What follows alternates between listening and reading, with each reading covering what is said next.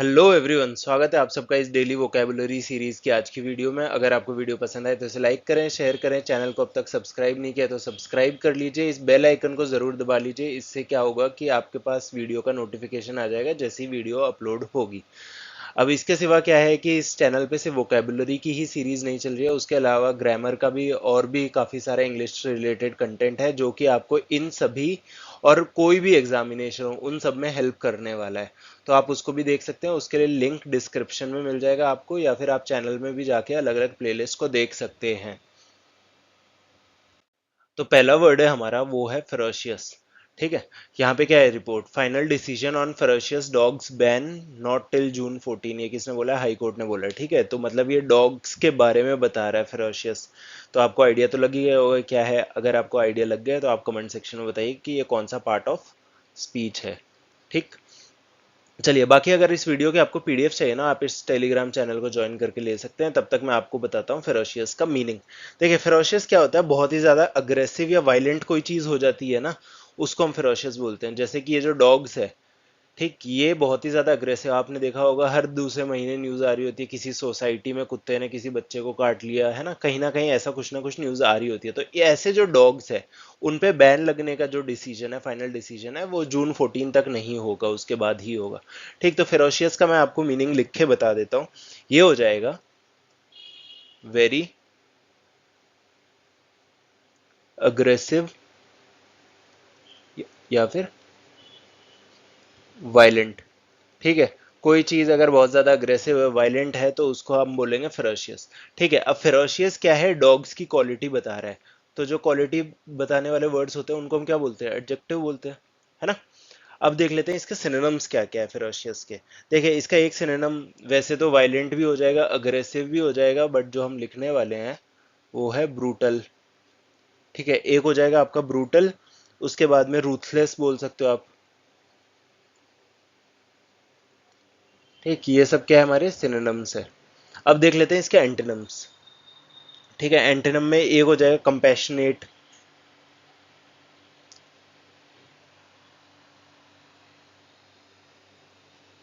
Compassionate हो गया। उसके बाद हो गया काम हो गया। ठीक। उसके बाद में आप इसको प्लेजेंट भी बोल सकते हो। ठीक है, ये इसके ऑपोजिट है, वर्ड्स है, इसलिए हमारे एंटोनिम्स है। ठीक है। अब देखते हैं अपना नेक्स्ट वर्ड। अब जो हमारा नेक्स्ट वर्ड है वो है प्रेल्यूड।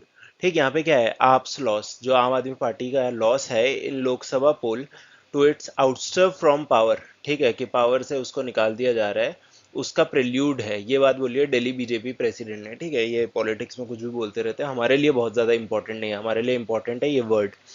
ठीक है। तो इसमें क्या होगा? प्रेल्यूड का मीनिंग मैं आपको बताता हूँ, पहले मैं लिख के बता देता हूँ, आपको ज़्यादा अच्छे से समझ आएगा। ये क्या हो जाएगा? एन एक्शन या फिर इवेंट। ये एक इवेंट है। ठीक है, यहाँ पे जो इवेंट की, यहाँ पे जो बात हो रही है वो इवेंट की बात हो रही है। ठीक। ये एक एक्शन या इवेंट है दैट हैपेंस,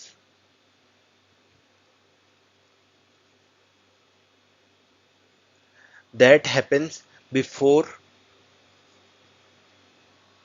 समथिंग एल्स।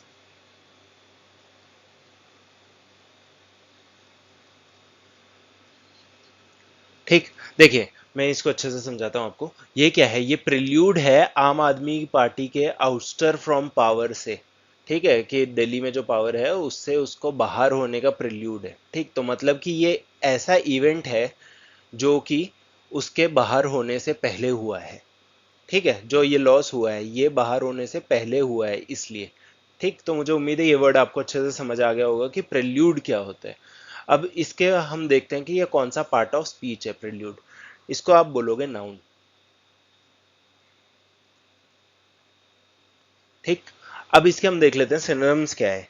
देखिए, प्रेल्यूड के सिनोनिम्स आपके, एक इसको आप प्रियम्बल बोल सकते हो। ठीक, अगर आप पॉलिटी वगैरह पढ़ते हो तो उसके लिए आपको पता होगा कि प्रियम्बल क्या होता है हमारा। ठीक। सॉरी, मैं लिखना भूल गया। प्रियम्बल। उसके बाद में दूसरा क्या आएगा? इसको आप प्रीफेस बोल सकते हो, इंट्रोडक्शन बोल सकते हो, ओपनिंग बोल सकते हो। तो हम इसमें लिख देते हैं इंट्रोडक्शन बोल देते हैं। ठीक।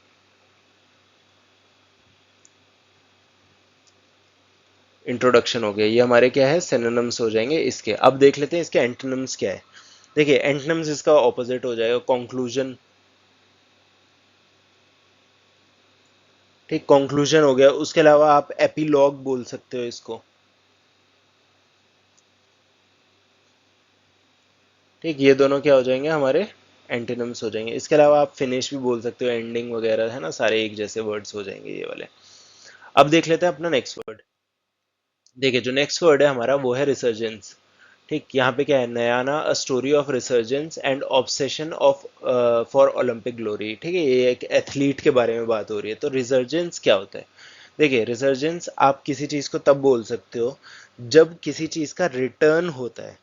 ठीक है, जैसे मैं इसका मीनिंग आपको लिख के बता देता हूँ।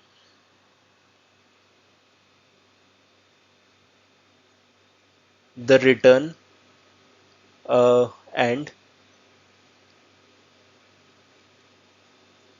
Growth of an activity,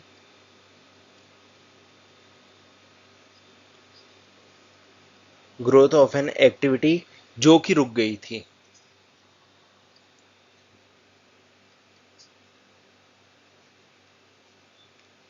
that had stop. ठीक है, तो ये रिजर्जेंस क्या होता है, जैसे कोई चीज जो रुक गई थी उसकी रिटर्न और फिर ग्रोथ। ऐसा नहीं है कि सिर्फ रिटर्न हो गया और उसका कुछ बढ़िया काम हुआ ही नहीं, है ना, रिटर्न तो हो सकती है, लेकिन जब वो चीज और अच्छा परफॉर्म करे और ज्यादा बढ़िया से काम हो, उस चीज के लिए वर्ड यूज होता है रिजर्जेंस। ठीक, अब ये कौन सा पार्ट ऑफ स्पीच है? देखिए इसको भी आप क्या बोलोगे, नाउन। अब इसके हम देख लेते हैं सिनोनिम्स क्या क्या है। देखिए रिजर्जेंस का हो जाएगा एक रिजुवेनेशन।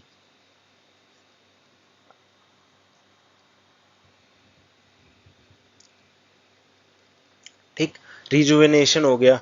उसके बाद आप क्या बोल सकते हो, कमबैक बोल सकते हो इसको, बिल्कुल। स्पोर्ट्स में कमबैक्स, रिजर्जेंस, यही सब चीजें बहुत ज्यादा, ये सब वर्ड्स बहुत ज्यादा यूज होते हैं। बाकी आज की वीडियो में अगर आप देखोगे ना तो ज्यादातर वर्ड्स आपको ऐसे ही मिलेंगे, मतलब हर वर्ड ऑलमोस्ट ऐसा मिलेगा जो एग्जाम्स में पूछा जाता है, बहुत बार पूछा जाता है। ठीक, अब नेक्स्ट वर्ड देख लेते हैं वो क्या है हमारा। यहाँ पे इसका ऑपोजिट हो जाएगा फेलियर। ठीक है, फेलियर हो गया। उसके बाद एक्सटिंक्शन।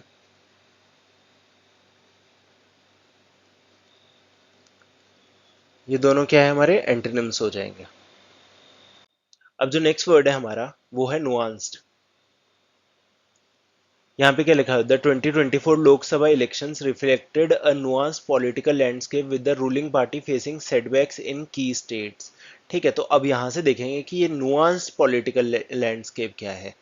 तो देख लेते हैं हम इसका मीनिंग। देखिए नुआंस्ड क्या होगा, having subtle and often appealing complex qualities. ठीक है, लिख के बताता हूँ। हैविंग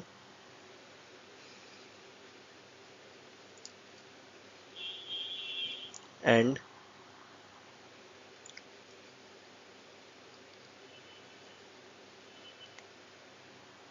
क्या है ये, अपीलिंग।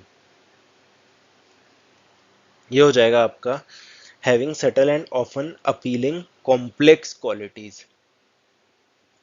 Complex qualities. ठीक है, अब देखिए यहाँ पे क्या बात हो रही है कि जो लोकसभा के इलेक्शन है उन्होंने रिफ्लेक्ट किया एक नुआंस पॉलिटिकल लैंडस्केप। कैसा पॉलिटिकल लैंडस्केप, जो सटल सा, नॉर्मल सा, लेकिन अपीलिंग है और कॉम्प्लेक्स क्वालिटीज है, मतलब जिसकी क्वालिटीज बहुत ही नॉर्मल नहीं है। ये आपको समझने में वो लगाना पड़ेगा, थोड़ा सा जोर लगाना पड़ेगा, है ना। तो वैसा पॉलिटिकल लैंडस्केप था जिसमें रूलिंग, जो रूलिंग पार्टी है जैसे बीजेपी है, 2 बार से पावर में आ रही थी और काफी अच्छे से पावर में आ रही थी।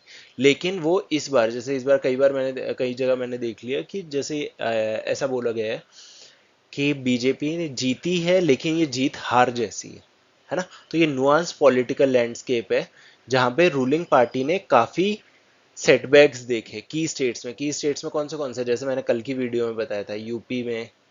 ठीक है, यूपी में जैसे हो गया, सेटबैक हुआ था। बाकी जिसमें अच्छा किया था कौन से थे, एमपी में, कर्नाटका में, जहाँ पे उन्होंने पहले की तरह वो किया।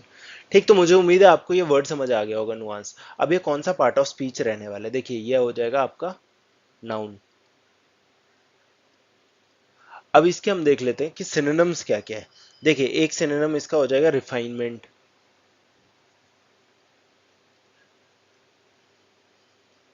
रिफाइनमेंट हो गया।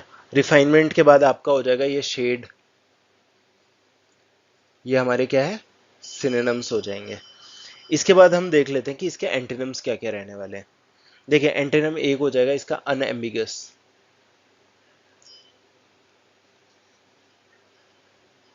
ठीक है, अनएम्बिगस हो गया। एक सेकंड, कुछ गलत है, अनएम्बिगस, ठीक है। अनएम्बिगस के बाद में evident,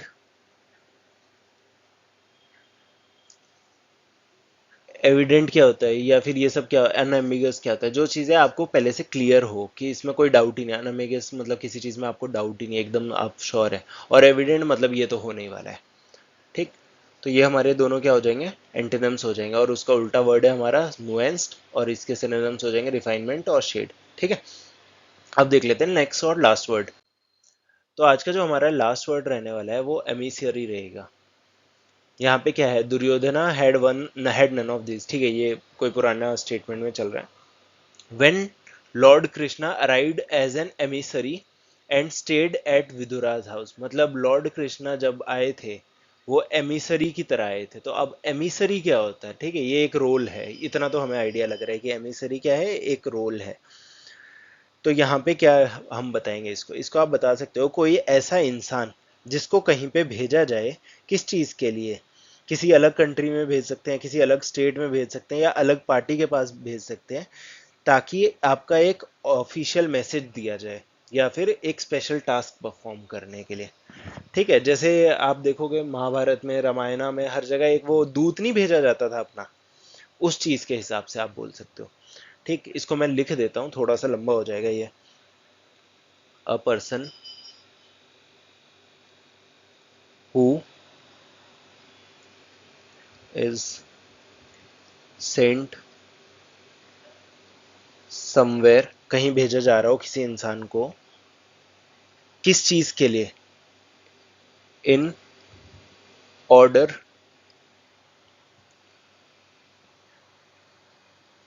to give somebody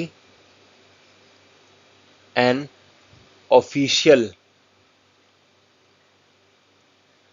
message, मैं शॉर्ट में लिख रहा हूँ थोड़ा, ठीक है, मैसेज, या फिर और टू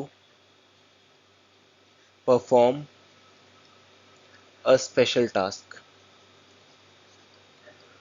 ठीक है। तो मुझे उम्मीद है ये वर्ड तो आपको अच्छे से समझ आ गया होगा, ये मैंने लिख दिया है सो दैट कोई अगर पीडीएफ भी देखेगा तो उसको आइडिया रहेगा कि इसमें क्या बोला गया था, ठीक। तो अब देख लेते हैं कि एमिसरी क्या होता है। देखिए ये भी हमारा नाउन होगा, क्योंकि इन सब चीज़ों के नाम होते हैं, और जो नाम होते हैं वो सारे हमारे नाउन्स होते हैं।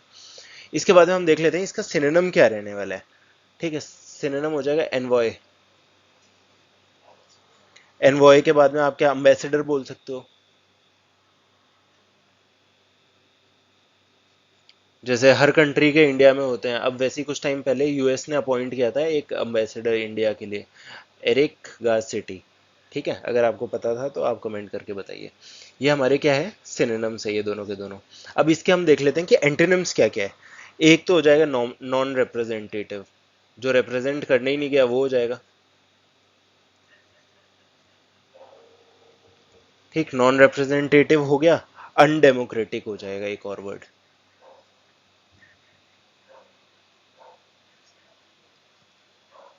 ठीक। ये हमारे एंटोनिम है, आसान से वर्ड्स होते हैं, बाकी मुझे उम्मीद है आपको अच्छे से समझ आ गए होंगे। अब मिलते हैं अपनी अगली वीडियो में।